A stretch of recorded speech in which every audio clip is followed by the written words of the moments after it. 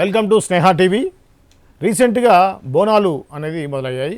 ఈ క్రమంలో హైదరాబాద్ బల్కంపేట ఎల్లమ్మ దేవాలయంలో జరిగేటువంటి బోనాలకి మన యొక్క రాష్ట్ర ప్రభుత్వం సంబంధించి అనేక మంది మినిస్టర్లు అలానే కేంద్ర మంత్రులు కూడా వచ్చారు. ఈ క్రమంలో చాలా ఇష్యూస్ జరిగాయి. అసలు ఏం జరిగాయి ఏంటి అనే విషయాన్ని దాసరి విజయన్ గారితో మాట్లాడి తెలుసుకుందాం. విజయన్ గారు నమస్తే. ఏంటండి ఇప్పుడు ఎప్పుడు లేనట్టుగా ఈ యొక్క జోగినీల వ్యవస్థ మనం చూసాం కదా, వాళ్ళు మాట్లాడే మాటలు కానీ అది కానీ చాలా కాంట్రవర్సీగా ఉంటున్నాయి. ప్రభుత్వాన్ని దుమ్మెత్తిపోవడం జరుగుతూ ఉంది. అసలు దీనంతా మనం ఏ విధంగా చూడాలి? ఒక్కటి అందరికి ఫస్ట్ తెలుసుకోవాల్సిన మాట ఏంటంటే, మనకి ఇది పురాతనమైన టెంపుల్స్లో హైదరాబాద్లో ఉన్నటువంటి కొన్ని టెంపుల్స్లో బల్కంపేట ఎల్లమ్మ టెంపుల్ ఒకటి. అవును. పైగా ఇంకోటి అందరూ గుర్తుపెట్టుకోవాల్సిన విషయం ఏంటంటే, ఇండియా మొత్తంలో కూడా చాలా క్లమ్జీగా ఉన్నటువంటి పురాతన టెంపుల్ కూడా అదే. ప్రతి టెంపుల్కి కూడా కనీసం కొంచెము స్పేస్ బాగా ఉండేది. ఒక బల్కంపేట ఎల్లమ్మ టెంపుల్కి మాత్రం కరెక్ట్ రోడ్డుకు ఉంది, రోడ్డుకు ఆనుకొని ఉంది. దాటగానే ఫ్లైఓవర్ అది చాలా రద్దీగా ఉండే ఫ్లైఓవర్.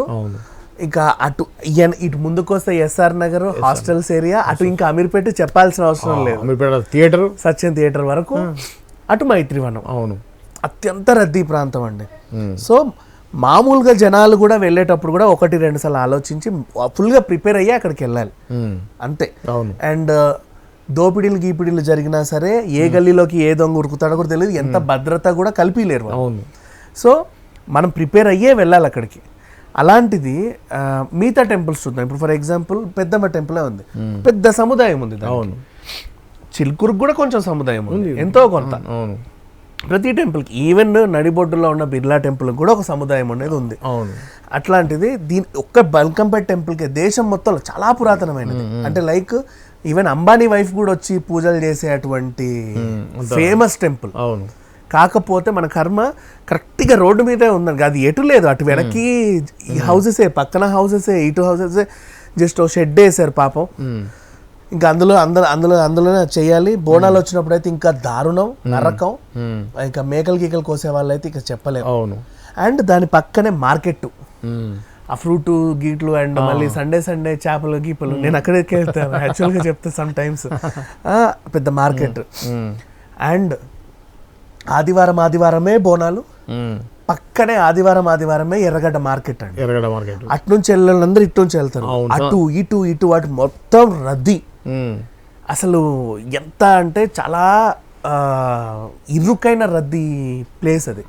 ఇప్పుడు ఎందుకు ఇంత చెప్తున్నామంటే, అలాంటి వాటికి సామాన్యుడే 1-2 సార్లు ఆలోచించి వెళ్ళినప్పుడు మంత్రులు నేను ప్రోటోకాల్ అని చెప్పి వెళ్తారు చూసావా, నువ్వు వెళ్ళి అలిగి రావడం తప్పు. నన్ను అట్లా చూసారా, నాకు కనీసం మర్యాద ఇవ్వలేదు, ఇవ్వలేము. అది అట్లాంటిది, ఆ ప్రదేశం అలాంటిది, అసలు ఇవ్వలేము. అదొకటి. అండ్ సమ్మక్క జాతర కూడా ఆ చిలకల గుట్ట దగ్గర నుంచి అమ్మవారు వస్తుంది, అక్కడ మొత్తం దేశమంతా పోతుంది అక్కడికి. ఎక్కడ ఉంటారు మీరంతా? అందరూ చూడాలి కదా, ఈ ప్రదేశం నుంచే వస్తుంది.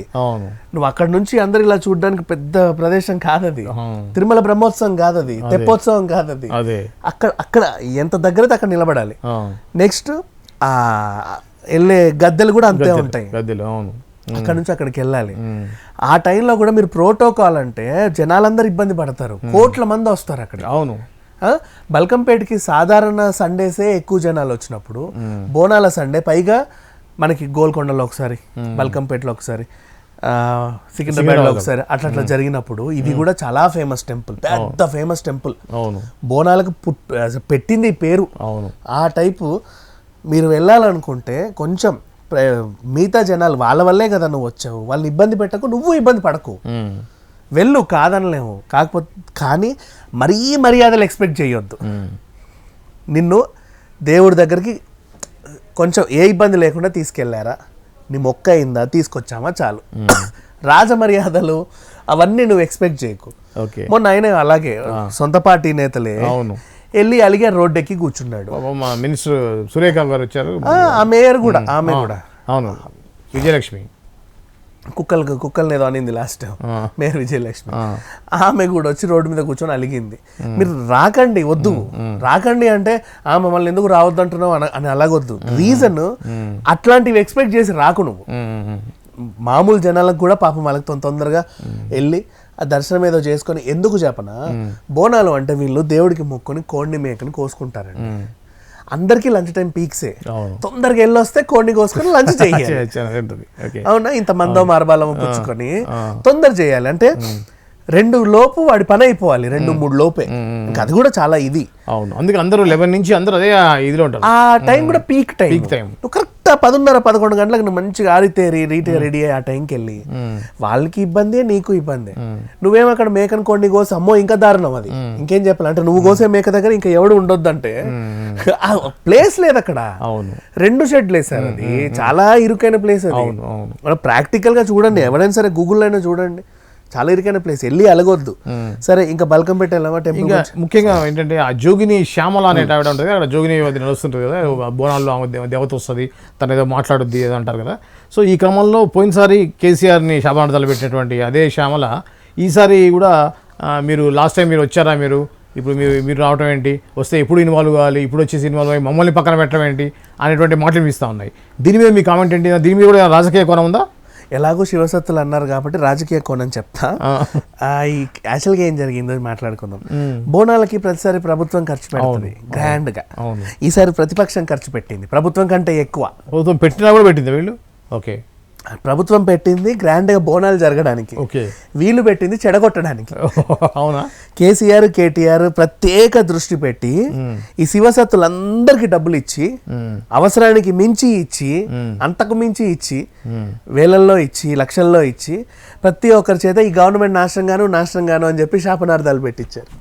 ఇప్పుడు అది జరుగుతుంది. అంటే మీరు చెప్పినట్టుగా ఏ ఒక్క అవకాశాన్ని కూడా వాళ్ళు వదులుకోవట్లే బోనాల సాక్షి. ఎందుకంటే ఇక్కడ మనకి సంవత్సరానికి ఒకసారి చెప్పే రంగము అందరు బాగా పట్టించుకుంటారు. అవును, మొత్తం 2 తెలుగు రాష్ట్రాలు ఉగాది రోజు ఉగాది పంచాంగ శ్రవణాన్ని ఎంత ఇదిగా అయితే చూస్తారో, తెలంగాణ ప్రజలు ముఖ్యంగా హైదరాబాద్ రంగం వింటారు.